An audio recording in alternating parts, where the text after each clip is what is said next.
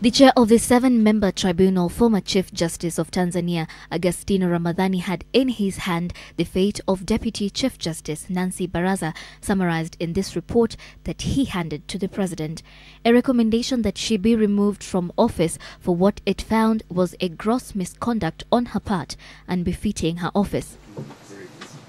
A verdict that he then proceeded to present in a hushed courtroom that awaited a decision that, in the eyes of many, personifies the biblical David versus Goliath situation. We have no doubt in our mind that what was alleged to have occurred did in fact occur. The suspended Deputy Chief Justice was fighting off claims that she assaulted a security guard and threatened to shoot her on New Year's Eve 2011 at the Village Market shopping mall, a fight that she lost against security guard Rebecca Kerubo.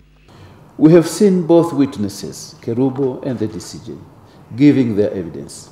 We found Kerubo to be credible from the way she confidently and steadfastly gave her evidence, and especially in cross-examination. And it appears that not even an apology that she had earlier given to Kerubo would save her from the axe. After the altercation, there was enough time to cool down. But what did she do? She went away, came back with a pistol, and brandished it at the unfortunate woman who was just performing her duty. Surely the second highest or judicial officer ought to have done better than that. In its ruling, the tribunal pointed out that Barazas' accounts and those given by her driver and bodyguard of what actually happened at the Village Market shopping mall were inconsistent. We find Obondi to be an unabashed liar. He claimed that he went into the Village Market on that faithful day with a pistol on his body, and that he had to show his police identity card to Mahano. The latter denied there having been any person who passed through the security desk with a pistol. The Deputy Chief Justice had barely served a year at Kenya's highest court as the second most senior judge, and though her career prospects appeared bright and had made an outstanding contribution to the nation as an advocate and commissioner of the Constitution Review Commission, the tribunal found that there were aggravating factors to prove that she lacked judicial temperament and an ability to perform judicial functions. It should always be remembered that each judicial officer occupies a special and revered position which must be protected both in public and in private life. But the ruling that cemented Barazas' fate aside, it appears that the wheels of fortune for her may have refused to turn.